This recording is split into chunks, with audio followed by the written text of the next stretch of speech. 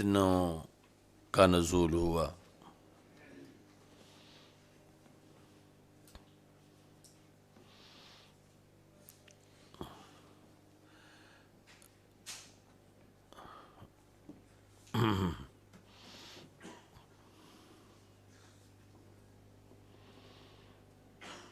تو سبحان اللہ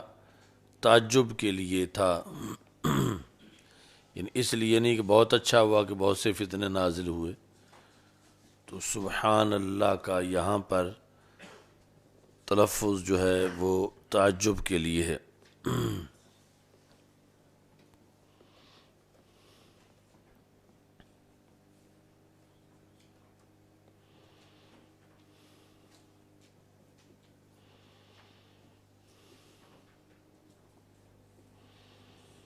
وماذا فتح من الخزائن، اور کتنے خزائن کھولے گئے آج کی رات۔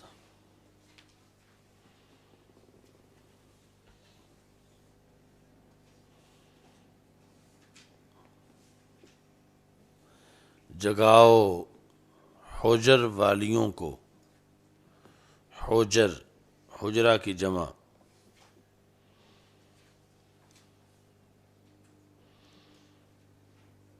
صواحب صاحبہ کی جمع ہے، مراد ہیں ازواج مطہرات رضی اللہ تعالیٰ عنہن۔ فرب کاسیۃ فی الدنیا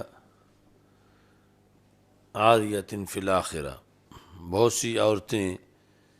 ایسی ہیں کہ دنیا میں وہ کپڑوں والی ہوں لیکن آخرت میں وہ ننگی شمار ہوں گی۔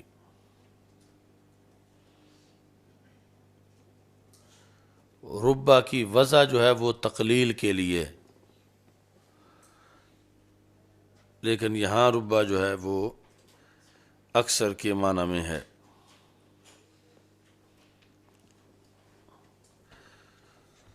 کہ بہت سی جو دنیا کے اندر کپڑوں والی شمار ہوتی ہیں وہ آخرت میں ننگی شمار ہوں گی۔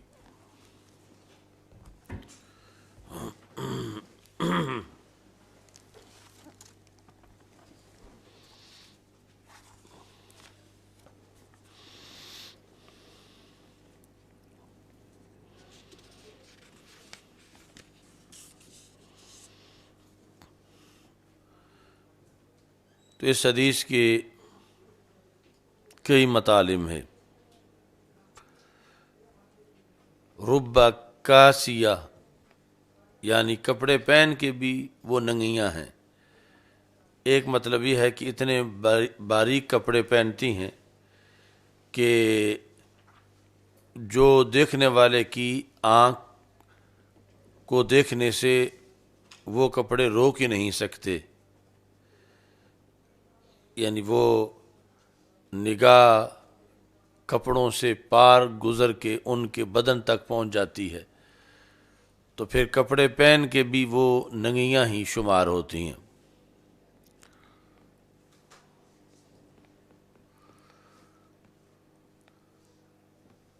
اچھا جی، دوسرا یہ ہے کہ کپڑے پہن کے بھی وہ نیکیوں سے ننگیاں ہیں، یعنی چونکہ انہوں نے کپڑے پہنے ہیں باریک، تو اس بنیاد پر کپڑے پہننے کا انہیں کوئی اجر نہیں ملے گا بلکہ وہ ننگیاں شمار ہوں گی۔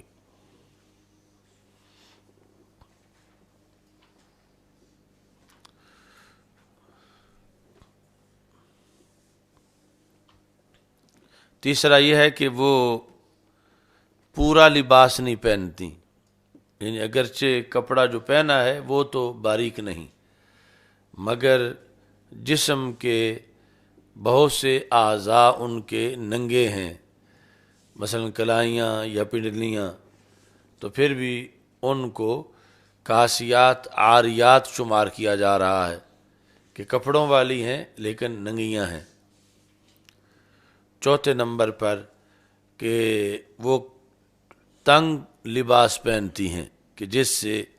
ان کے اعضاء کی شناخت ہو جاتی ہے، تو شریعت جو ہے ان کو اس زمرے میں شمار نہیں کرتی کہ انہوں نے لباس پہنا ہوا ہے، بلکہ شریعت کے لحاظ سے وہ ایسے ہی ہیں کہ جیسے لباس پہنے بغیر بازاروں میں پھر رہی ہیں۔ اس بنیاد پر رسول اکرم صلی اللہ علیہ وسلم نے یہ ارشاد فرمایا کہ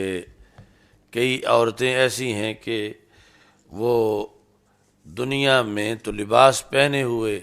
اپنے آپ کو کاسیہ کہتی ہیں، مگر حقیقت میں وہ عاریہ ہیں، وہ کاسیہ نہیں ہیں، کہ ان کا شمار جو ہے وہ عاریہ کے اندر، یعنی جو ننگی عورتیں ہیں ان میں ان کا شمار کیا جا رہا ہے۔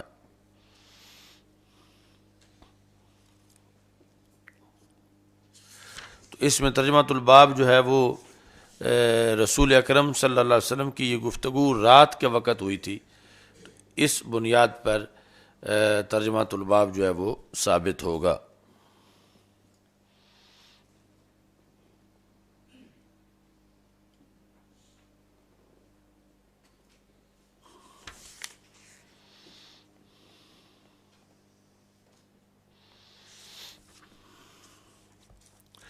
باب الثمر فی العلم، رات کے وقت علم کی گفتگو کرنا۔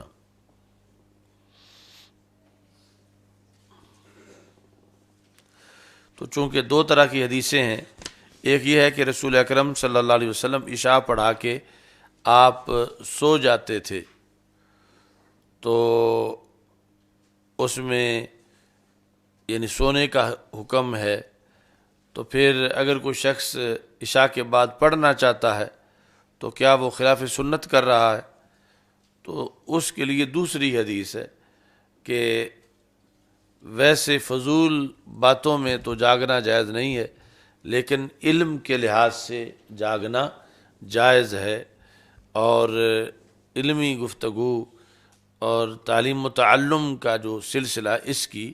عشاء کے بعد بھی اجازت ہے۔ حضرت عبداللہ بن عمر رضی اللہ تعالیٰ عنہ کہتے ہیں کہ جب نبی اکرم صلی اللہ علیہ وسلم نے ہمیں عشاء کی جماعت کرائی اپنی ظاہری حیات کے آخر میں، رسول اکرم صلی اللہ علیہ وسلم نے ہمیں عشاء کی جماعت کرائی، فلما سلم، جب آپ نے سلام پھیرا تو فرمایا کہ ارایتکم لیلتکم ھذہ، مجھے تم اپنی آج کی رات کے بارے میں خبر دو، ارایتکم اخبرونی، خبر دو تم مجھے آج کی رات کے بارے میں۔ مراد یہ تھا کہ اس رات کو نوٹ کر لو، یہ ایک معیار کے طور پر میں بیان کر رہا ہوں۔ کیسے؟ فَإِنَّ رَأْسَ مِئَةِ سَنَةٍ مِّنْهَا، آج کی رات سے لے کر جب 100 سال گزرے گا، اس رات کے بعد 100 سال جب گزرے گا، لا يبقى ممن هو على ظہر الارض احد، تو اس وقت روئے زمین پر جتنے انسان ہیں، آج کی رات کے بعد جب 100 سال گزر جائے گا تو ان میں سے ایک بھی زمین پہ زندہ نہیں ہوگا۔ اس لیے آج کی رات کو تم خصوصی طور پر ذہن میں رکھو۔ فَإِنَّ رَأْسَ مِئَةِ سَنَةٍ مِّنْهَا لَا يَبْقَى مِمَّنْ هُوَ عَلَى ظَهْرِ الْأَرْضِ أَحَدٌ، تو یہ غیب کی خبر تھی، اور کل کی خبر کے لحاظ سے کئی کل جو ہے ان کی خبر تھی کہ کوئی بندہ جب پلٹ کے صدی کے بعد یہ رات آئے گی تو جتنے ہم بیٹھے ہوئے ہیں یہاں پر، یا فرمایا جتنے دنیا میں لوگ اس وقت موجود ہیں، ان میں سے کوئی بھی روئے زمین پر زندہ نہیں ہوگا، سب کا وصال ہو چکا ہوگا۔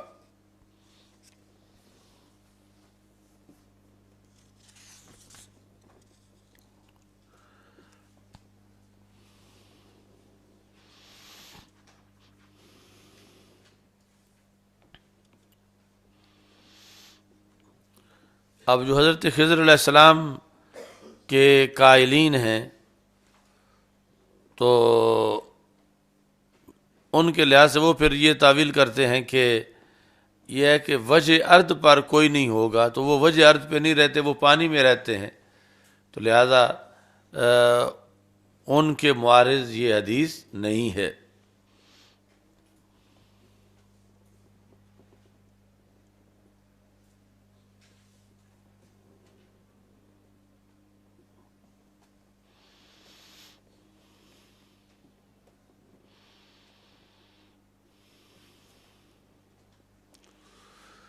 اچھا جی، حضرت عبداللہ بن عباس رضی اللہ تعالیٰ عنہ کہتے ہیں کہ میں نے اپنی خالہ حضرت میمونہ بنت حارث، یہ حضرت میمونہ وہ ہیں جو رسول پاک صلی اللہ علیہ وسلم کی زوجہ محترمہ ہیں، یہ مقام شرف پر جن کی قبر ہے مکہ مکرمہ کے باہر شاہراہ کے درمیان، تو حضرت میمونہ زوج نبی صلی اللہ علیہ وسلم کے گھر میں نے رات گزاری، اور نبی اکرم صلی اللہ علیہ وسلم اس رات میں حضرت میمونہ رضی اللہ تعالیٰ عنہ کے گھر میں تھے، تو رسول اکرم صلی اللہ علیہ وسلم نے عشاء کی نماز پڑھی، پھر اپنے گھر کی طرف آئے، فصلی 4 رکعات، تو آپ نے گھر آ کے 4 رکعتیں پڑھیں، پھر آپ سو گئے، پھر آپ نے قیام کیا، پھر فرمایا کہ نام الغلیم، یہ غلام کی تصغیر ہے، بچڑا سو گیا ہے، یہ ایسا کلمہ جو اس کے مشابہ تھا وہ بولا، یعنی بچڑا کا حضرت عبداللہ بن عباس رضی اللہ تعالی عنہ کے بارے میں۔ ثم قام، پھر کھڑے ہوئے، تو میں رسول پاک صلی اللہ علیہ وسلم کے یسار کی جانب کھڑا ہو گیا، تو نبی اکرم صلی اللہ علیہ وسلم نے مجھے اپنے دائیں جانب کیا اور 5 رکعات پڑھی، پھر 2 رکعتیں پڑھیں، پھر سو گئے، یہاں تک کہ میں نے رسول اکرم صلی اللہ علیہ وسلم کے سونے کی حالت میں سانس چلنے کی آواز سنی، غطیت یا خطیت، یہ خراٹے کو کہتے ہیں، تو جو کہ خراٹا جو ہے وہ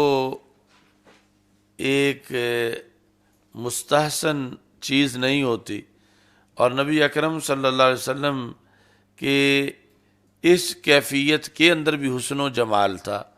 تو مطلب اس لیے ہم یہ ترجمہ کر رہے ہیں غطیتا ہو یا خطیتا ہو کا ترجمہ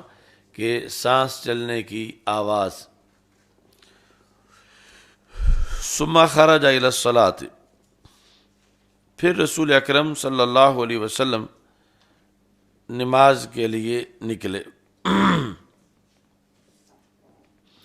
تو یہاں ترجمۃ الباب ثابت ہوگا جو رسول پاک صلی اللہ علیہ وسلم نے گفتگو کی نام الغلیم، اس کے لحاظ سے کہ عشاء کے بعد علم کی گفتگو کرنا۔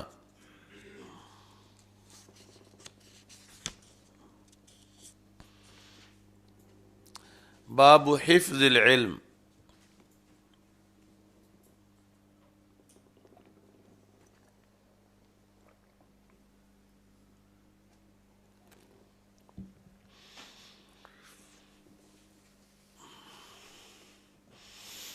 حضرت ابو ہریرہ رضی اللہ تعالیٰ عنہ سے مروی ہے کہ لوگ کہتے ہیں ان الناس یقولون اکثر ابو ہریرہ، تو حضرت ابو ہریرہ رضی اللہ تعالیٰ عنہ کو اپنی زندگی میں بھی اس اعتراض کا سامنا تھا، یعنی یہ بات جو بتائی جاتی تھی کہ حضرت ابو ہریرہ رضی اللہ تعالیٰ عنہ زیادہ حدیثیں روایت کرتے ہیں، یعنی اس ضمن میں کہ کوئی یہ کہہ رہا ہو کہ پھر اتنا دھیان نہیں کرتے، احتیاط نہیں کرتے۔ ایک تو ہے نا یہ کہنا اکثر ابو ہریرہ بطور فضیلت، دوسرا ہے کہ اسی جملے کو اس لحاظ سے بولنا کہ جس سے پتہ چلے کہ باقی تو صحابہ بڑی احتیاط کرتے ہیں روایت حدیث میں اور تھوڑی تھوڑی کرتے ہیں روایت، اور یہ زیادہ کرتے ہیں، پتہ نہیں معاذ اللہ اپنی طرف سے گھڑ کے نہ بیان کر دیتے ہوں، تو اس کا انہوں نے خود پھر جواب دینا ضروری سمجھا۔ ان الناس یقولون، لوگ کہتے ہیں، اکثر ابو ہریرہ تھا کہ ابو ہریرہ رضی اللہ تعالیٰ عنہ نے زیادہ حدیثیں بیان کی۔ اب یہ جواب دیتے ہیں لولا آیتان فی کتاب اللہ ما حدثت حدیثا، اگر قرآن مجید کی 2 آیتیں نہ ہوتی تو میں ایک حدیث بھی روایت نہ کرتا۔ تو ان 2 آیات کے اندر جو وعید ہے کہ کتمان علم کے بارے میں، علم چھپانے کے بارے میں جو وعید ہے، اس وعید نے مجھے مجبور کر رکھا ہے کہ میں آگے بتاتا ہوں، ورنہ اگر یہ 2 آیات مجھے نہ جھنجھوڑتی تو میں ایک حدیث بھی روایت نہ کرتا۔ ثم یتلو، پھر آپ نے دونوں آیات پڑھی، ان الذین یکتمون ما انزلنا من البینات، اور دوسری ان الذین یکتمون ما انزل اللہ من الکتاب، کہ یہ 2 آیتیں ہیں جن میں اللہ تعالیٰ نے ان لوگوں کی مذمت کی ہے جو آیات کو چھپاتے ہیں۔ تو فرماتے ہیں اس وجہ سے میرے پاس چونکہ عام صحابہ رضی اللہ تعالیٰ عنہ کے مقابلے میں ذخیرہ زیادہ ہے، اور اس کی وجہ ہے اب وہ ذخیرہ زیادہ میرے پاس موجود ہو اور میں پھر آگے بتانے میں جھجک محسوس کروں تو یہ پھر آیات میری مذمت کرتی ہیں۔ تو چونکہ میرے پاس ذخیرہ زیادہ ہے حدیث کا، تو پھر مجھے آگے بتانی بھی اسی لحاظ سے ہیں۔ تو فرماتے ہیں اس سے آگے جو جملے ہیں صحابہ کے شعبہ جات کا بھی پتہ چلتا ہے۔ ان اخواننا من المہاجرین کان یشغلہم الصفق بالاسواق، جو ہمارے مہاجر بھائی تھے، اب یہ مدنی زندگی کی بات ہو رہی ہے۔ مدنی زندگی میں جو مکہ مکرمہ سے ہجرت کر کے مہاجرین گئے ہوئے تھے، ان کا کیا دستور تھا کہ وہ دکاندار تھے، یعنی انصار کی باہر زمینیں تھیں، تو یہ جب ہجرت کر کے گئے تو انہوں نے اپنے وہاں پہ بازار کے اندر دکانوں والا جو ہے وہ شعبہ سنبھال لیا۔ تو مہاجرین جو ہیں کانا یشغلہم الصفق بالاسواق، ان کو بازاروں کے اندر تجارت جو ہے وہ مصروف رکھتی تھی، یعنی دن کے وقت عمومی حالات میں، اور جب کوئی خاص کام ہوتا پھر دن کے وقت بھی رسول پاک صلی اللہ علیہ وسلم کے پاس حاضر ہو جاتے، یا جہاد پہ جانا ہوتا، اور اس کے علاوہ جو ہے وہ پھر جو نمازوں کے علاوہ ٹائم تھا اس میں دن کے ٹائم اپنی دکانوں پہ بیٹھتے۔ یہ تو مصروفیت تھی مہاجرین کی۔ وَإِنَّ إِخْوَانَنَا مِنَ الْأَنصَارِ كَانَ يَشْغَلُهُمُ الْعَمَلُ فِي أَمْوَالِهِمْ،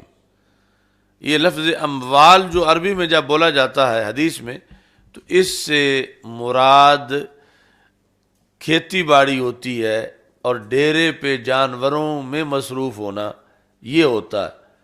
یعنی اس سے مراد مال و زر یا اور کسی طرح کا مال و اسباب نہیں ہوتا، بلکہ یہ کھیتی باڑی اور مال مویشی، جو میں لفظ مال استعمال کیا جاتا ہے، یعنی جانوروں کو جو مال کہا جاتا ہے، بھینسیں وغیرہ، تو یہ اس میں استعمال ہے۔ اور ہمارے انصاری بھائیوں کو اموال میں، مویشیوں کے اندر ڈیرے پر عمل مصروف رکھتا تھا۔ تو یہ 2 بڑے شعبے ہیں صحابہ رضی اللہ تعالی عنہم کے، ایک انصار کا شعبہ ہے اور دوسرا مہاجرین کا شعبہ ہے۔ مہاجرین دکانداری کرتے تھے اور انصار کاشتکاری کرتے تھے، یعنی وہ مہاجرین کے جانے سے پہلے بھی ان کی زمینیں تھیں تو ان زمینوں کی طرف جو ہے وہ زیادہ متوجہ رہتے تھے جو فارغ ٹائم تھا، اور ادھر سے جو انصار ہیں مہاجرین، یہ پھر دکانوں والی کمی انہوں نے پوری کی کہ انہوں نے زیادہ توجہ جا کر دکانوں پہ دی۔ اب ابو ہریرہ کیا کرتے تھے؟ کہتے وَإِنَّ أَبَا هُرَيْرَةَ كَانَ يَلْزَمُ رسول اللہ صلی اللہ علیہ وسلم، یعنی ان کی نہ دکان تھی، نہ ان کا کھیت تھا، نہ کاشتکاری کے لیے جاتے تھے، نہ دکانداری کے لیے جاتے تھے، یہ رسول پاک صلی اللہ علیہ وسلم کے پاس پکے ہو کے بیٹھے رہتے تھے۔ یلزم، ان ابا ہریرہ کان یلزم رسول اللہ صلی اللہ علیہ وسلم، یہ نبی اکرم صلی اللہ علیہ وسلم کی صحبت میں بیٹھنے کو لازم پکڑے رہتے تھے۔ بے شبع بطن ہی، بے شبع بطن ہی، انہیں صرف اتنا ہوتا تھا کہ زندگی کی رمق باقی رہے، میرے پیٹ میں اتنا کچھ موجود ہو کہ میں زندہ رہوں، باقی جو ہے وہ میں پڑھتا رہوں، اور مزید کوئی کمانا اس کے لیے ان کا کوئی خیال نہیں تھا۔ تو پھر ظاہر ہے کہ جب وقت زیادہ دیتے تھے تو یہ جو ٹائم تھا جب باقی ہوتے تھے ڈیروں پر یا دکانوں پر، تو اس وقت جو کچھ ملتا تھا وہ ان کو ملتا تھا، اور یہ وہ حدیثیں یاد کر لیتے تھے، یہ اور ان کے علاوہ پھر جو صفحہ پر موجود ہوتے تھے۔ وَيَحْفَظُ وَيَحْضُرُ مَا لَا يَحْضُرُونَ، اس وقت بھی حاضر ہوتے تھے جب دوسرے حاضر نہیں ہوتے تھے۔ وَيَحْفَظُ مَا لَا يَحْفَظُونَ، اور وہ چیز بھی یاد کر لیتے تھے جو دوسرے یاد نہیں کرتے تھے، دوسرے مراد جو ڈیروں پر ہیں اور دکانوں پر ہیں۔ تو یہ فرمایا کہ لوگ کہتے ہیں اکثر ابو ہریرہ، تو یہ میری مجبوری ہے کہ میرے پاس اتنا کچھ ہے کہ اگر میں نہ بتاؤں تو ان الذین یکتمون والی آیات مجھ پہ آ کر جھنجھوڑتی ہیں، اور ہے میرے پاس زیادہ ذخیرہ، اور اس کا سبب یہ واضح ہے کہ باقی لوگ جو ہیں وہ ان کی یہ مصروفیت تھی، اور میری دن رات کی یہی مصروفیت تھی کہ میں رسول اکرم صلی اللہ علیہ وسلم کی حدیثیں سنتا تھا اور آگے ان کو بیان کرتا تھا۔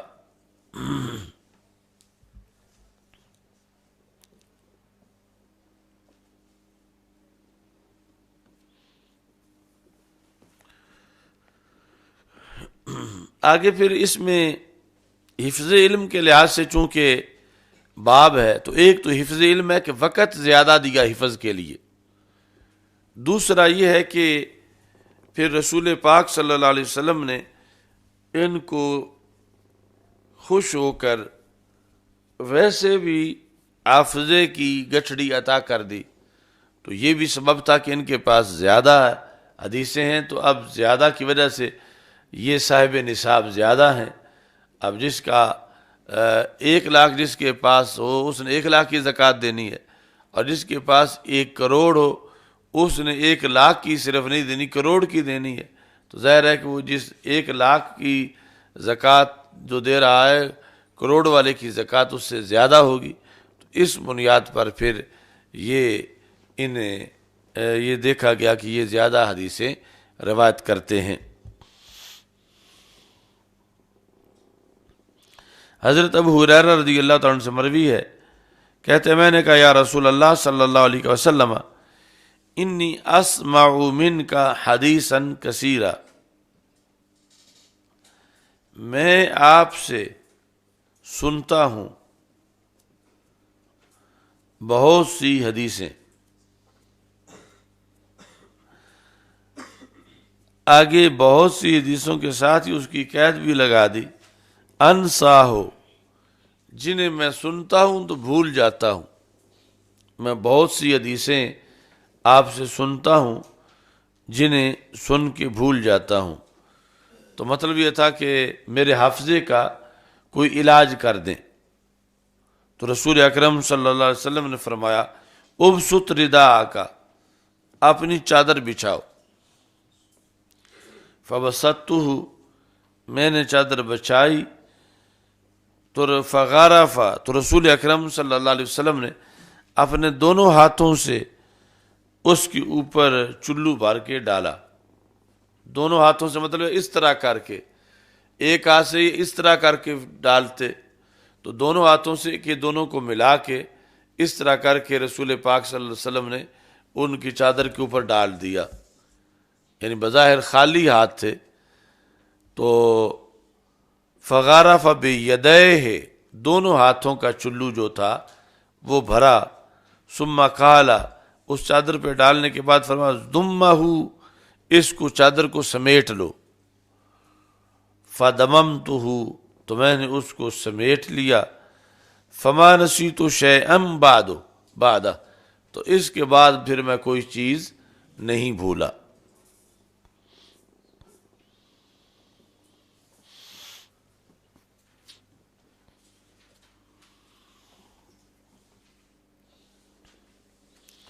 تو یہ رسول اکرم صلی اللہ علیہ وسلم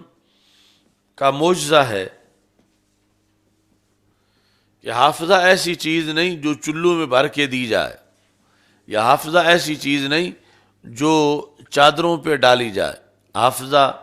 ایسی چیز نہیں کہ جو گٹھڑیوں میں باندھی جائے، لیکن رسول اکرم صلی اللہ علیہ وسلم نے یہ ذریعہ اختیار کیا اور حصی طور پر ایک غیر محسوس چیز کو چلو کے اندر قرار دے کر حضرت ابو ہریرہ رضی اللہ تعالیٰ عنہ کو وہ چیز عطا فرمائی۔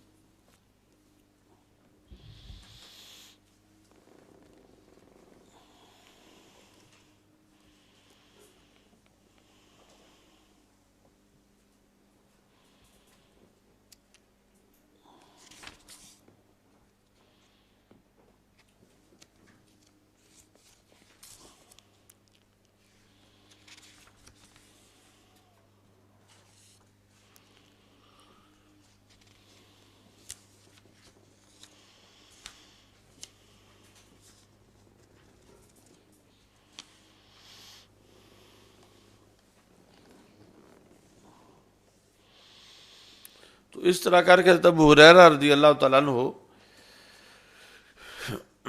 اگرچہ داخلہ ان کا لیٹ ہوا،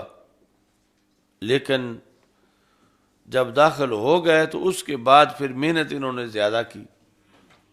یہ وجہ تھی روایت حدیث میں ان کا پہلا نمبر ہے۔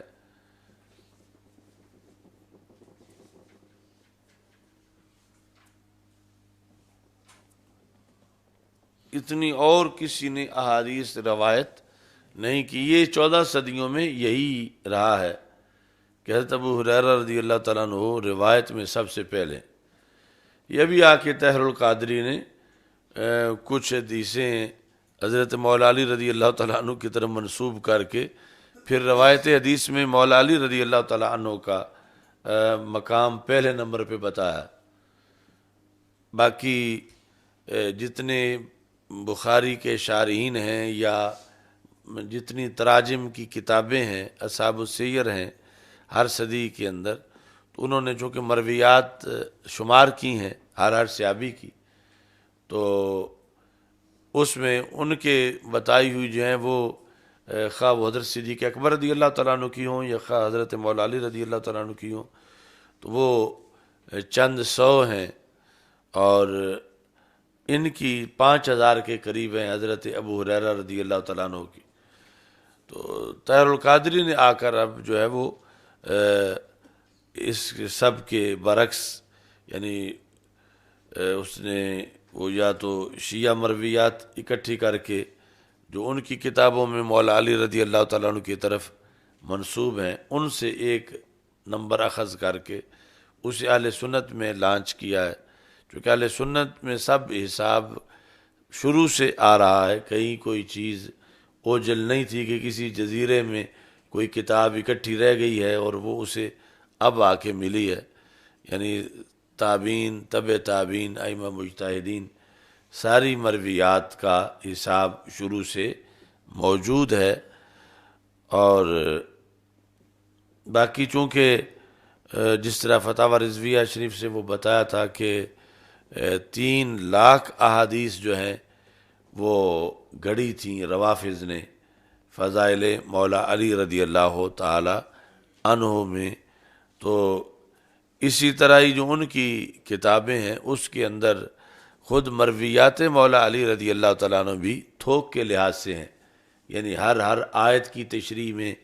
ہر بات میں وہ جو فقہ انہوں نے خود گھڑی اور ائمہ کی طرف منسوب کر دی، تو اس گھڑی ہوئی فقہ کے اندر جو ہے وہ پھر احادیث مولا علی رضی اللہ تعالیٰ عنہ بھی اسی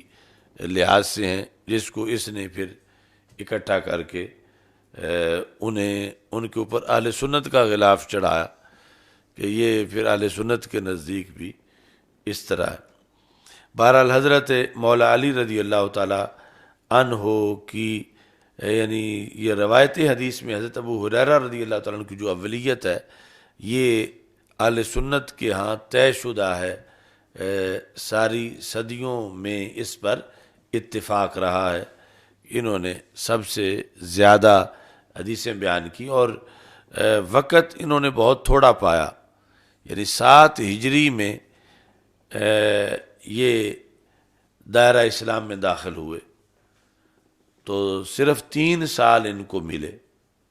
رسول اکرم صلی اللہ علیہ وسلم کے وصال تک، تو 3 سال جو ہیں وہ پھر اس طرح ملے کہ جن میں صرف ناشتہ کرنے کے لیے اٹھتے تھے کہیں، ورنہ صفہ پر ہی رہتے تھے، اور رسول پاک صلی اللہ علیہ وسلم جب بھی گھر سے باہر تشریف لاتے تو یہ جب انصار مہاجرین باقی مصروف ہوتے یہ پھر بھی رسول پاک صلی اللہ علیہ وسلم سے مسائل پوچھتے، احادیث جو ہیں وہ یاد کرتے، تو اس طرح 3 سال پڑھ کے پہلی پوزیشن پہ پہنچے۔ اور اس میں خصوصی طور پر یہ جو چادر والا معاملہ تھا کہ رسول اکرم صلی اللہ علیہ وسلم نے چلو بھر کے ڈالا اور جس سے ان کا حافظہ تیز ہو گیا۔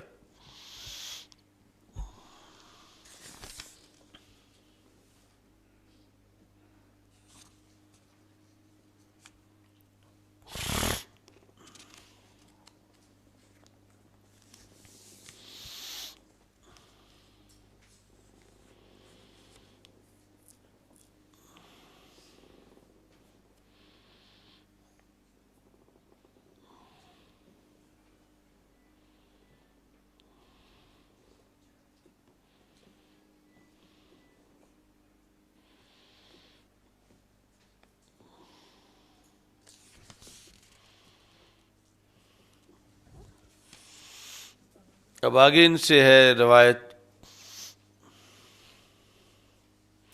حضرت ابو ہریرہ رضی اللہ تعالیٰ عنہ سے مروی ہے،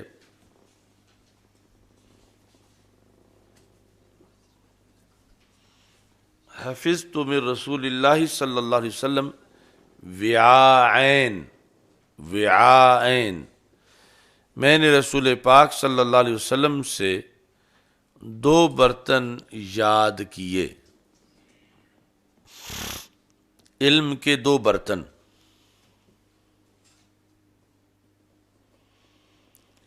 ان 2 میں سے ایک برتن جو ہے فَبَسَسْتُهُ، وہ میں نے آگے لوگوں میں روایت کیا ہے، اسے پھیلایا ہے۔ لغوی معنی یہ ہے کہ ایک برتن کو میں نے پھیلایا ہے، وہ برتن آگے پیالوں میں ڈال ڈال کے لوگوں کو پلاتا رہا ہوں، ایک برتن میں نے پھیلایا ہے۔ وَأَمَّا الْآخَرُ، جہاں تک دوسرا برتن ہے، فَلَوْ بَسَسْتُهُ قُطِعَ هَذَا الْبَلْعُومُ، وہ اگر میں پھیلاؤں تو پھر یہ رگ حیات کٹ جاتی ہے۔ لو بسستہ قطع حاضل بلعوم، حاضل بلعوم، یہ یعنی اشارہ کر کے شارک کی طرف کہ یہ کٹ جاتی ہے یہ شارک اگر وہ برتن دوسرا میں لوگوں میں پھیلاؤں یا لوگوں میں روایت کروں۔ اچھا جی،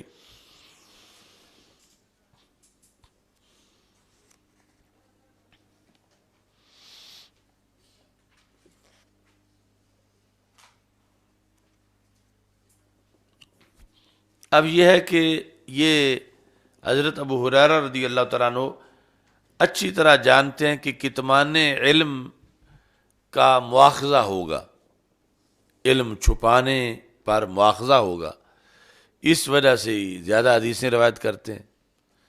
تو پھر دوسرا برتن چھپایا کیوں؟ کیا وہ کتمان علم کے زمرے میں نہیں آ رہا تھا؟ وہ دوسرا برتن جو ہے اس کو چھپانا کیا جائز تھا؟ تو اس سلسلہ میں امام عینی لکھتے ہیں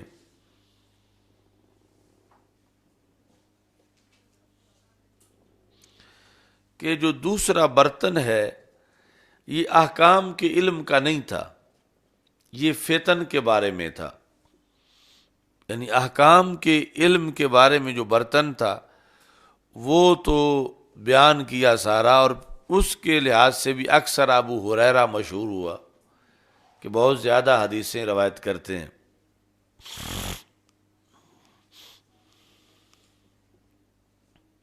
لیکن یہ جو برتن تھا جس کو آگے روایت نہیں کیا، تو یہ اخبار تھی فتن کے بارے میں۔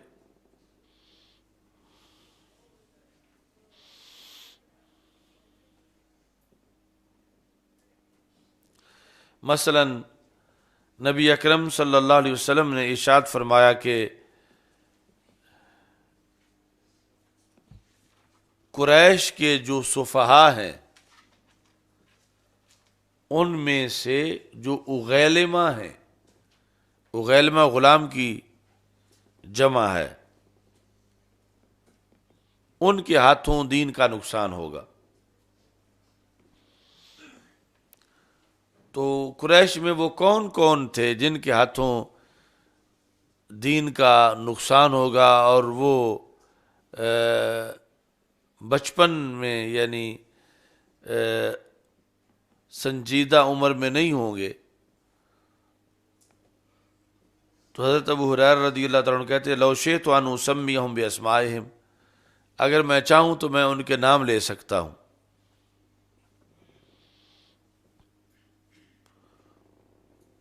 تو یہ تھا دوسرا برتن، جس طرح کہ رسول اکرم صلی اللہ علیہ وسلم نے فرمایا اعوذ باللہ من رأس ستین و امارت الصبیان، کہ میں 60 کے سرے سے اور بچوں کی حکومت سے پناہ مانگتا ہوں۔ تو یہ 60 کا سرا اور بچوں کی حکومت، یہ یزید پلید کا برسر اقتدار آنا تھا۔ تو رسول اکرم صلی اللہ علیہ وسلم نے اس کی پہلے نشاندہی فرمائی تھی۔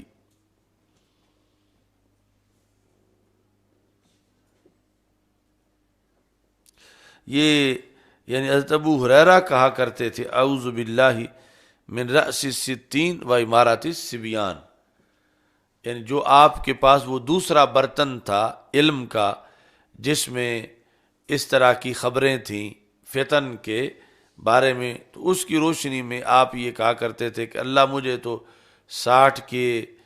سرے سے پہلے ہی فوت کر دے تاکہ مجھے وہ وقت نہ دیکھنا پڑے۔ تو اس طرح آپ نے دعا مانگی، تو پھر 1 سال اس سے پہلے آپ کا وصال ہوا، راس 60 سے 1 سال پہلے حضرت ابو ہریرہ رضی اللہ تعالیٰ عنہ فوت ہو گئے۔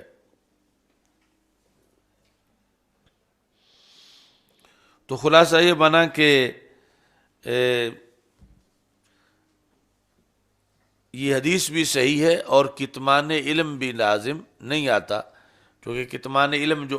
جو احکام کے بارے میں ہے وہ مذموم ہے. باقی بہت سی چیزیں ایسی ہیں کہ وہاں کتمان علم محمود ہے، یعنی جب لوگ ایسا ہاضمہ نہ رکھتے ہوں کہ وہ اس علم کو برداشت کر سکیں یا اس کو محفوظ کر سکیں، تو پھر ان سے اس چیز کو چھپا کے رکھنا ہی محمود ہے. تو اس بنیاد پر حضرت ابو ہریرہ رضی اللہ تعالیٰ عنہ نے علم کا جو برتن آگے تقسیم نہیں کیا تو اسی مقصد کے لیے نہیں کیا کہ عام لوگ اتنی برداشت نہیں رکھتے کہ وہ اس کو صحیح سنبھال سکیں، اور جب سنبھال نہیں سکیں گے تو پھر اس کی وجہ سے فساد لازم آئے گا. تو شریعت کو فساد مطلوب نہیں ہے، اصلاح مطلوب ہے. تو اس لیے ایک برتن جو ہے وہ تو آگے تقسیم کر دیا، اور دوسرا برتن جو کہ فتن کے لحاظ سے تھا، فتن کی خبریں جو تھیں، تو وہ آپ نے آگے تقسیم نہیں کیا.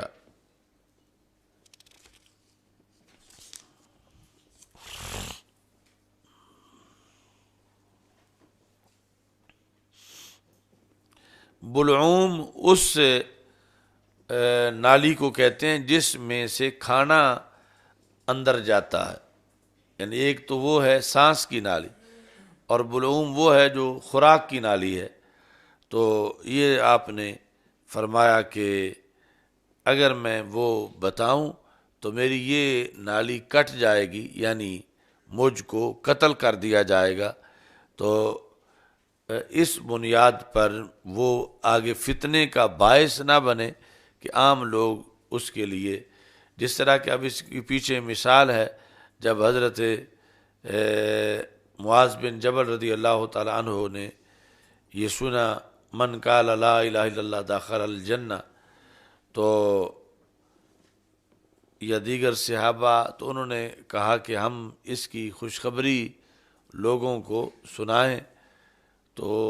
وہاں پر نبی اکرم صلی اللہ علیہ وسلم نے منع کر دیا کہ اس سے پھر کیا ہوگا، لوگوں کے اندر تقیہ آ جائے گا کہ صرف کلمہ ہی کافی ہے، تو باقی اعمال کی طرف وہ توجہ نہیں کریں گے. تو اب وہاں جس چیز کی عام لوگوں کے اندر، حالانکہ وہ تو سارے خواص تھے، تو اس طرح کسی چیز کو سینسر کیا جا سکتا ہے کہ وہ کچھ لوگوں تک بات پہنچے اور کچھ لوگوں تک نہ پہنچے. تو جہاں خدشہ ہو فساد کا تو اس سے اس چیز کو روکا جائے. تو حضرت ابو ہریرہ رضی اللہ تعالیٰ عنہ نے اس کے پیش نظر ایک برتن علم کا تقسیم کیا، اور دوسرے برتن کے لحاظ سے آپ نے اس کو روک کے رکھا.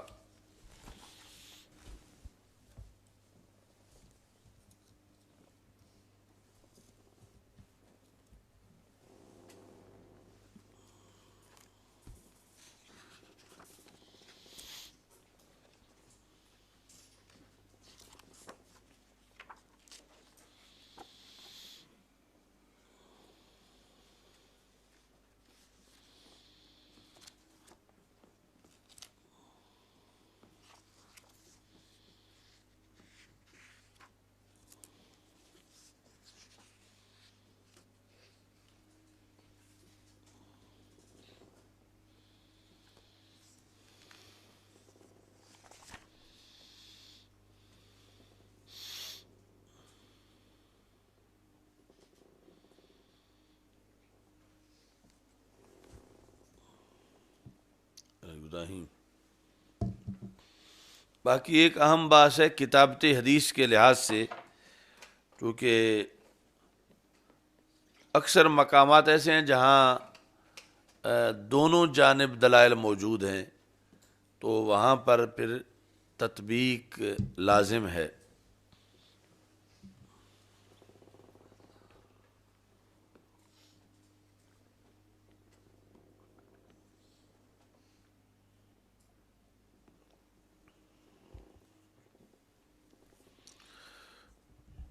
اچھا جی،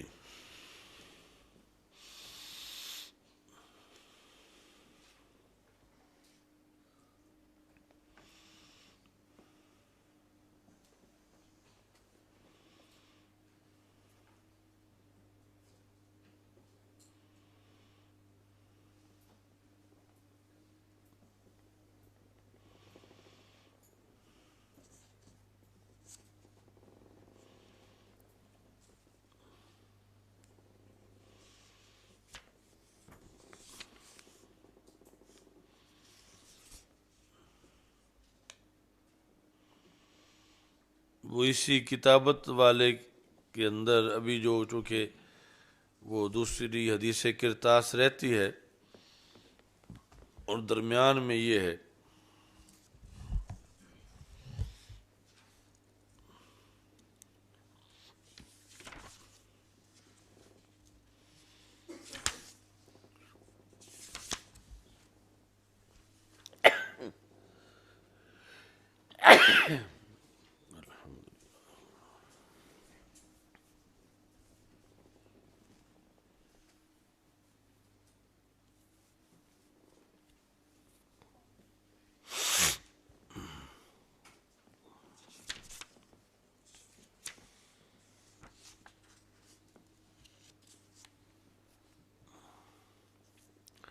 یہ حدیث نمبر 113 ہے۔ سمیت ابا ہریرہ یقول ما من اصحاب النبی صلی اللہ علیہ وسلم احد اکثر حدیثا عنہ منی۔ اب یہ بھی یعنی طاہر القادری کے دعوے کی دجیاں اڑاتی ہے کہ حضرت ابو ہریرہ رضی اللہ تعالیٰ عنہ کہتے ہیں، نظر آ گئی سب کو، ما من اصحاب النبی صلی اللہ علیہ وسلم احد، نکرہ تحت النفی ہے کہ کوئی بھی اصحاب نبی صلی اللہ علیہ وسلم میں ایسا نہیں، اکثر حدیثاً عنہ منی، جو رسول اکرم صلی اللہ علیہ وسلم کی احادیث میرے مقابلے میں زیادہ بیان کرے، کوئی بھی ایسا، آگے استثناء کی، الا ما کان من عبداللہ بن عمر، مگر وہ جو عبداللہ بن عمر رضی اللہ تعالی عنہ روایت کرتے تھے، اس کی وجہ کیا ہے؟ فَإِنَّهُ كَانَ يَكْتُبُ وَلَا أَكْتُبُ،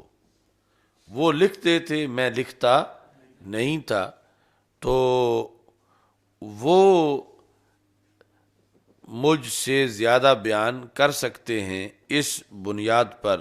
مگر اور کوئی ایسا نہیں جو مجھ سے زیادہ ہو حدیث بیان کرنے میں۔ تو یعنی ان کے اس وصف کے باوجود آگے ان کا فیض اتنا جاری نہیں ہوا جتنا کہتے ابو ہریرہ رضی اللہ عنہ کا فیض آگے جاری ہوا، اور پھر وہ کثرت امت میں 14 صدیوں میں مانی گئی۔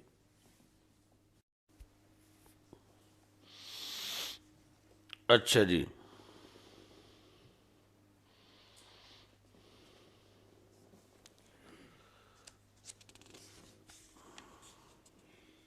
تو یہاں جو ترجمہ الباب ہے وہ ثابت ہوا کتابت حدیث کا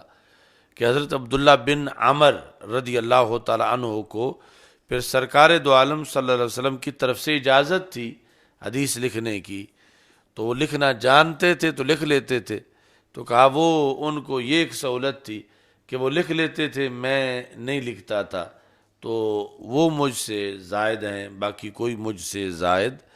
نہیں ہے۔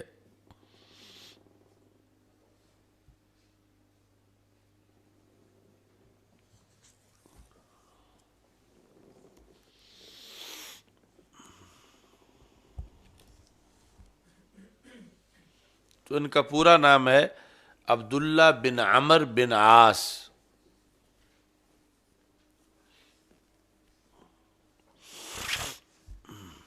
یعنی یہ بھی ایک صاحبزادہ صاحب تھے،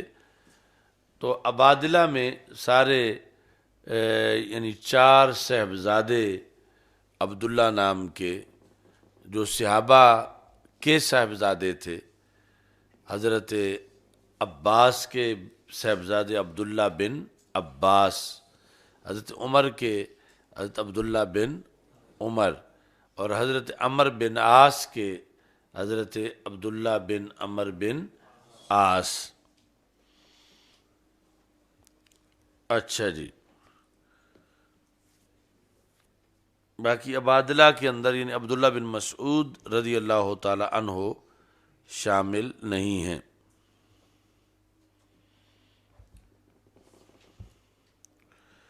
تو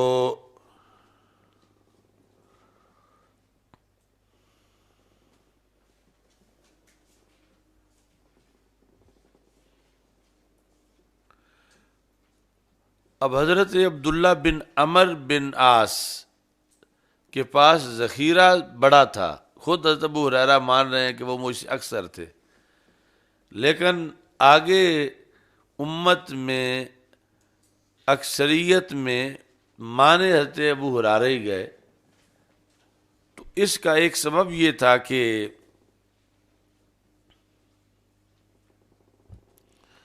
جو مرکزی مقام تھا امت میں جس شہر کا،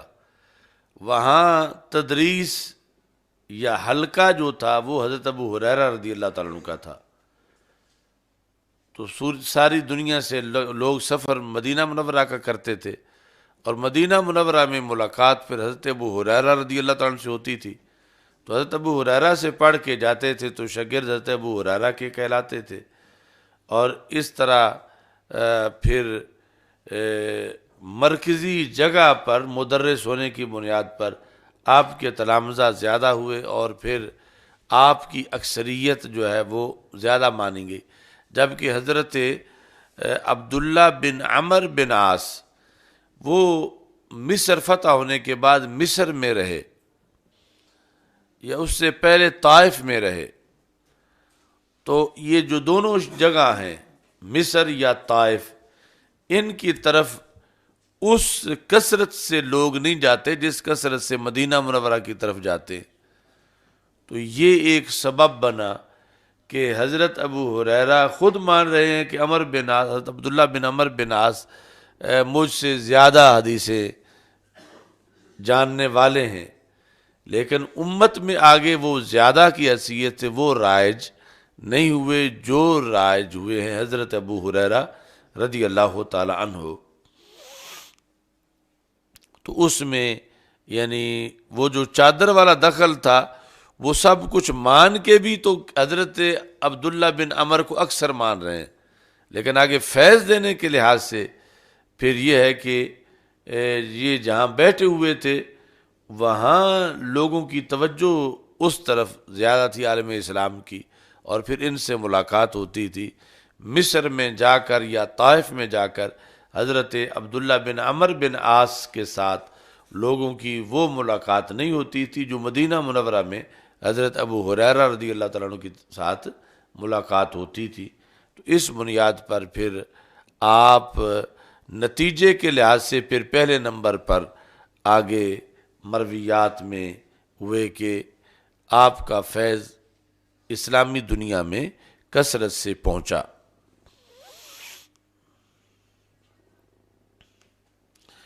یعنی اس کی عام مثال اس طرح ہی ہے، مثلا ایک چوٹی کا کوئی مدرس بھی کسی دیہات میں بیٹھا ہوا ہے، تو دوسرا عام سا بھی کسی بڑے شہر میں بیٹھا ہوا ہے، تو بڑے شہر میں لوگوں کی آمد و رفت زیادہ ہے، اور بڑے شہر میں لوگوں کی اپروچ رسائی زیادہ ہے، تو پھر وہاں فیوز و برکات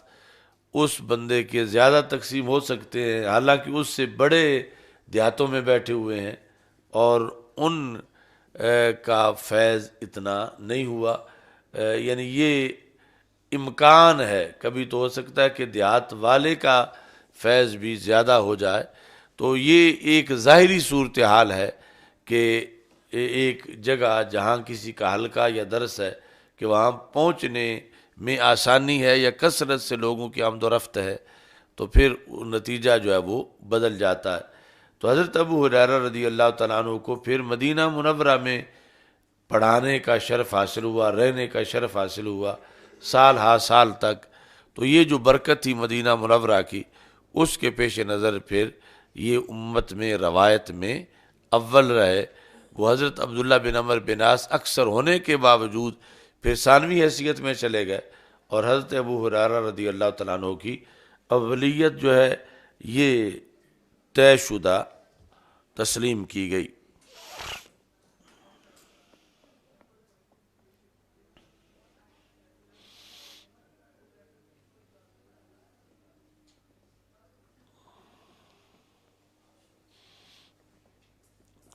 دوسری حدیث میں یہ بتاتے ہیں ما کان احد اعلم، کون ہے سائیں بھائی؟ ما کان احد اعلم بحدیث رسول اللہ صلی اللہ علیہ وسلم منی الا عبداللہ بن عمر فانہ کان یکتب استأذن رسول اللہ صلی اللہ علیہ وسلم ان یکتب بیدہ ما سمع منہ فاذن لہ، انہوں نے رسول پاک صلی اللہ علیہ وسلم سے اجازت مانگی، کیا یہ اجازت ہے مجھے کہ میں جو سنوں آپ سے وہ میں لکھ لوں؟ تو نبی اکرم صلی اللہ علیہ وسلم نے اجازت فرما دی۔ لہٰذا ان کو یہ سہولت تھی حضرت عبداللہ بن عمر بن عاص کو کہ لکھنا جانتے بھی تھے اور پھر لکھنے کی اجازت بھی رسول پاک صلی اللہ علیہ وسلم نے آپ کو دے دی۔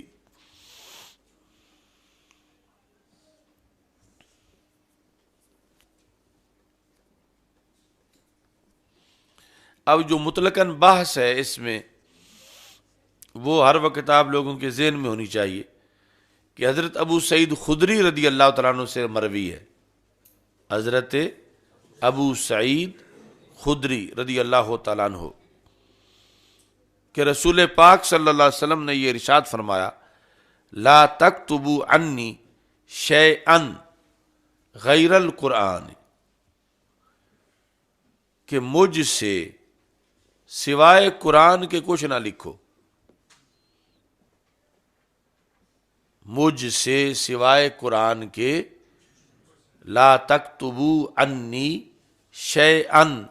غیر القرآن، سوائے قرآن کی کچھ نہ لکھو۔ اور یہ حدیث ہے صحیح مسلم میں، یعنی عام کسی چھوٹی کتاب کی حدیث نہیں ہے، صحیح مسلم کی حدیث ہے، اور حضرت ابو سعید خدری رضی اللہ تعالیٰ عنہ راوی ہیں کہ لا تکتبوا عنی شیئا غیر القرآن۔ تو اس کو منکرین حدیث بھی پیش کرتے ہیں کہ سرکار دو عالم صلی اللہ علیہ وسلم نے تو خود فرمایا تھا کہ مجھ سے حدیث نہ لکھنا، صرف قرآن لکھنا۔ تو یہ جو علامہ مشرقی ہوا ہے خاکسار تحریک والا، یہ اس طرح کے لوگ جو منکرین حدیث تھے، تو معاذ اللہ وہ یہ کہتے ہیں کہ حدیثیں لکھی گئیں تو اس سے فتنہ ہوا امت میں، اگر حدیثیں نہ لکھی جاتی تو فتنہ نہ ہوتا۔ تو کہتے ہیں کہ سرکار نے تو منع فرما دیا تھا کہ حدیثیں نہ لکھنا، صرف قرآن لکھنا، تو لوگوں نے پھر حدیثیں لکھی، تو حدیثوں کی وجہ سے آگے جو ہے وہ تعارض آیا، یعنی یہ ان کی غلط سوچ ہے۔ حالانکہ حدیث سے ہی تو قرآن سمجھا گیا، اگر حدیث نہ ہوتی تو قرآن سمجھا ہی نہ جاتا، تو سہارا وہ لیتے ہیں اس حدیث کا، یعنی حدیث کے خلاف حدیث ہی سے سہارا لیتے ہیں کہ رسول پاک صلی اللہ علیہ وسلم نے فرمایا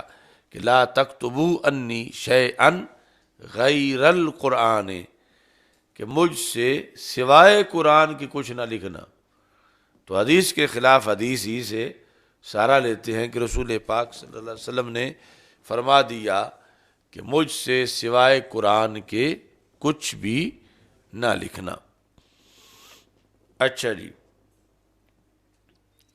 اب فتح الباری شرح بخاری کے اندر اس کا جواب دیا گیا ہے۔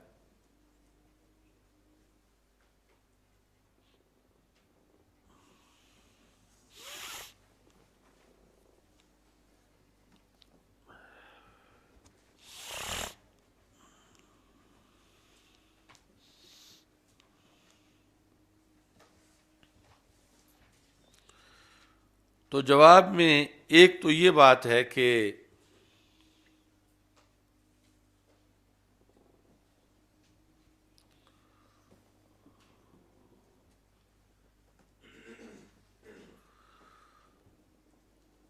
یہ جو نہی تھی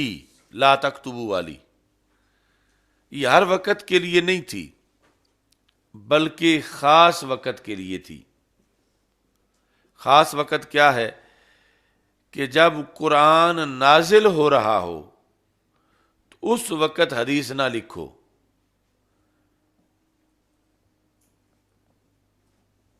کیونکہ آپس میں مل جائے گا، قرآن حدیث آپس میں مل جائے گا۔ تو منع کیا ہے رسول پاک صلی اللہ علیہ وسلم نے یہ حدیث برحق ہے، لیکن لا تکتبو ہر وقت کے لیے نہیں، بلکہ خاص وقت کے لیے ہے کہ جب وحی اتر رہی ہو نزول قرآن کے دوران، اس وقت تم سوائے قرآن کے کچھ نہ لکھو، لیکن اس کے علاوہ جو اوقات ہیں ان میں اذن تھا، علاوہ جو نزول وحی کے اوقات کے علاوہ جو اوقات تھے ان میں اذن تھا، عین نزول وحی کے وقت قرآن کے علاوہ لکھنے کا اذن نہیں تھا، تاکہ قرآن میں اور حدیث میں آپس میں خلط ملط نہ ہو جائے۔ یہ ایک جواب ہے۔ سائن پہلی جلد۔ اچھا جی، دوسرا جواب،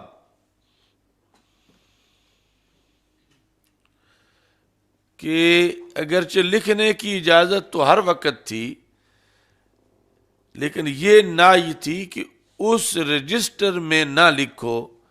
جہاں تم قرآن لکھ رہے ہو۔ ان النہی خاص بکتابات غیر القرآن مع القرآن فی شیء واحد،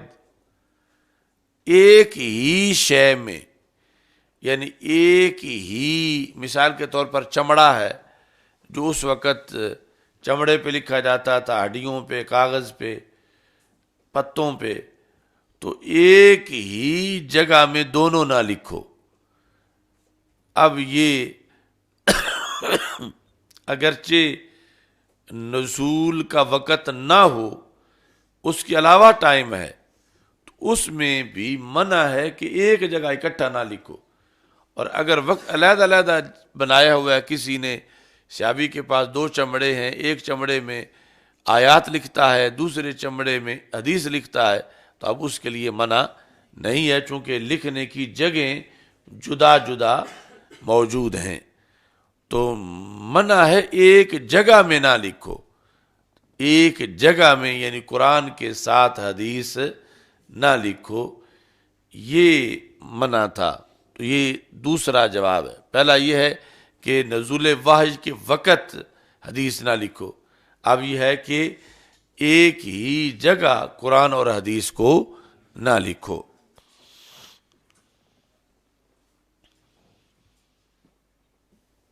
تیسرا کہ نہی جو ہے وہ مقدم ہے اور اذن اس کا ناسخ ہے، یعنی ایک زمانہ تھا جب ممنوع تھا لکھنا، لیکن خود ہی رسول پاک صلی اللہ علیہ وسلم نے پھر جائز قرار دے دیا۔ تو پتہ کیا چلا، اب 2 چیزوں میں جب ایک مقدم ہو دوسرا مؤخر ہو تو پہلا منسوخ ہو جاتا ہے، دوسرا ناسخ ہے۔ تو ہمارا جو موقف ہے اس کے مطابق یہ ہے کہ جو اجازت ہے وہ بعد میں ہے، تو لہٰذا اب یہ بات کوئی نہ کرے کہ حدیث لکھنی جائز نہیں، چونکہ وہ پہلے کا زمانہ تھا اور پھر خود رسول پاک صلی اللہ علیہ وسلم نے لکھنے کی اجازت دے دی، ابھی وہ حدیث بتاتے ہیں۔ تو اس بنیاد پر جو ہے یہ لکھنا حدیث کا یہ ناسخ ہے اور نہ لکھنا منسوخ ہے، تو منسوخ پہ عمل نہیں کیا جاتا بلکہ ناسخ پہ عمل کیا جاتا ہے۔ کتنے جواب ہو گئے ہیں؟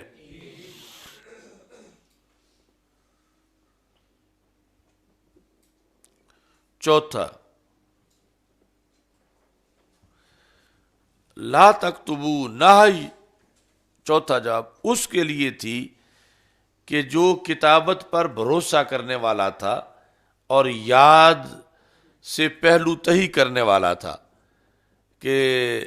انہیں روکا کہ تم نہ لکھو، کہ اس سے پھر حفظ حدیث میں فرق آئے گا، حفظ حدیث میں کمزوری آئے گی، حفظ حدیث سے امت محروم ہونے لگے گی۔ تو یہ تاکہ جس میں یہ خدشہ ہو کہ لکھے گا، چونکہ ہر بندہ تو ایسا نہیں ہے، چونکہ کچھ ہیں لکھیں گے تو یاد کریں گے، کچھ ہیں کہ لکھیں گے تو پھر حفظ چھوڑ دیں گے، تو جو لکھ کے جن سے خطرہ تھا کہ حفظ میں سست ہو جائیں انہیں منع کیا گیا، مطلقاً منع نہیں کیا گیا۔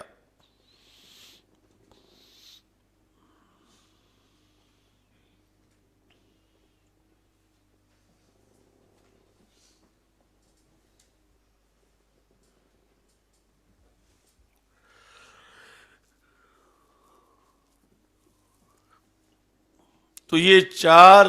اس کے جواب ہیں. لا تکتبوا انی شیئا غیر القرآن. تو یہ بندے کے ذہن میں پہلے ہو تو پھر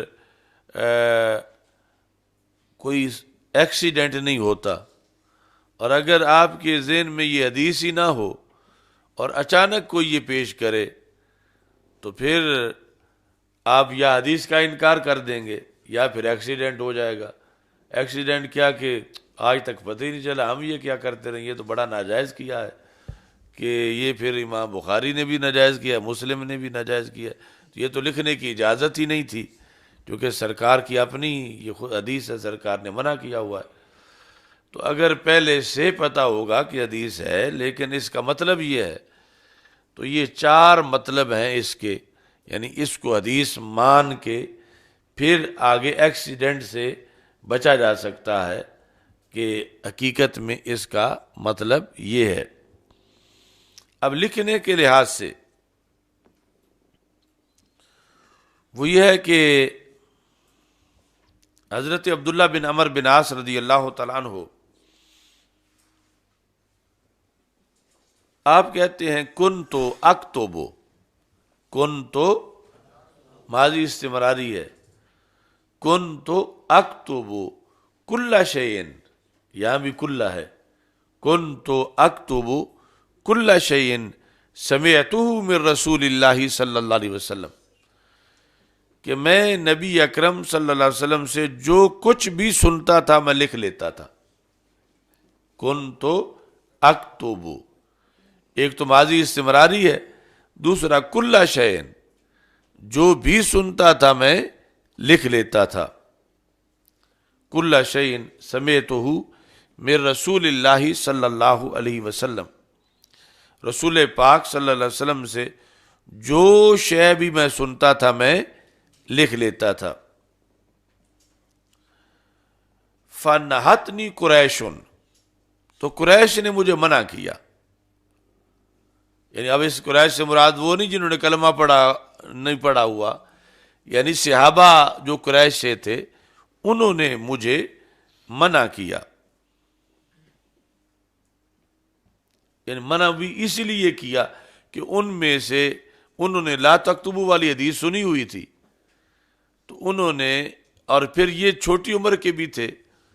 چونکہ صحابہ کے صاحبزادوں میں سے شمار ہوتے تھے، تو کسی بڑے نے کہا کہ یہ چھوٹا یہ بچہ جو ہے یا نوجوان یہ لکھتا ہے،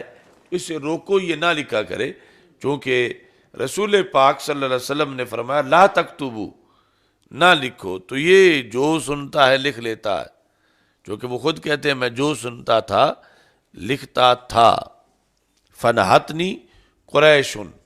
تو مجھے قریش نے منع کیا. یعنی ان کے منع کرنے میں بھی کوئی حدیث دشمنی نہیں تھی، دین کا تحفظ پیش نظر تھا کہ سرکار نے جو منع کیا ہوا ہے تو کوئی حکمت ہے تو منع کیا ہوا ہے، تو اس کے پیش نظر انہوں نے مجھے منع کیا.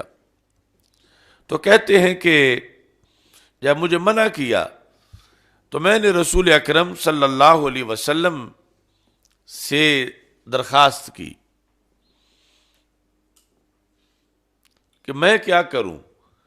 یعنی میں تو یہ بڑی اپنی سعادت سمجھتا ہوں اور بڑی ذمہ داری سمجھتا ہوں کہ میں جو سنتا ہوں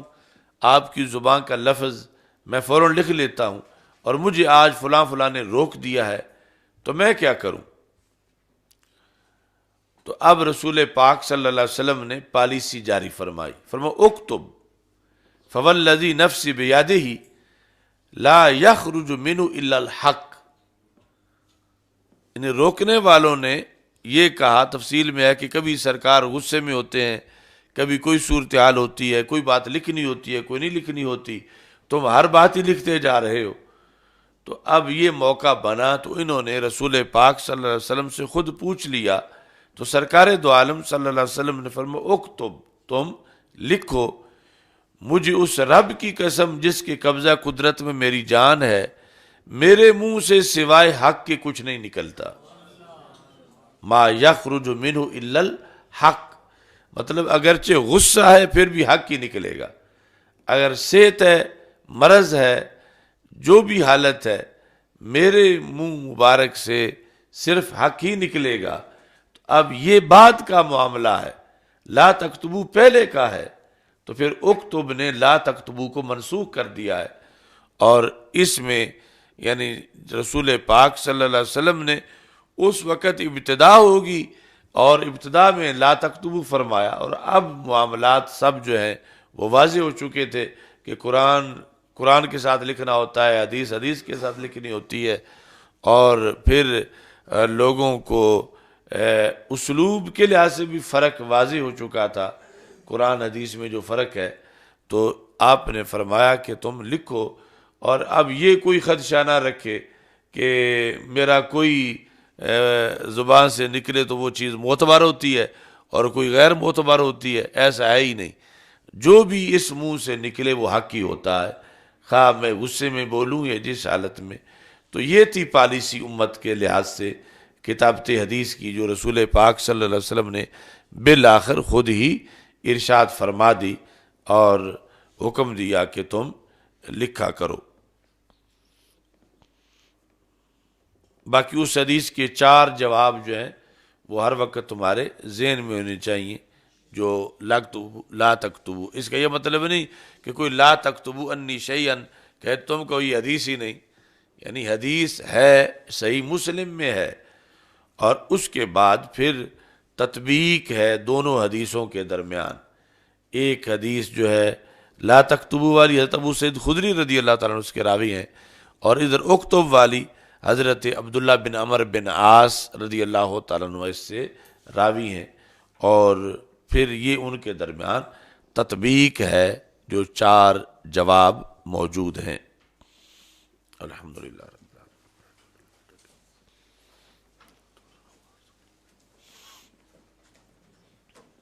استغفر اللہ لا الہ الا اللہ، خیر و برکت کامیاب و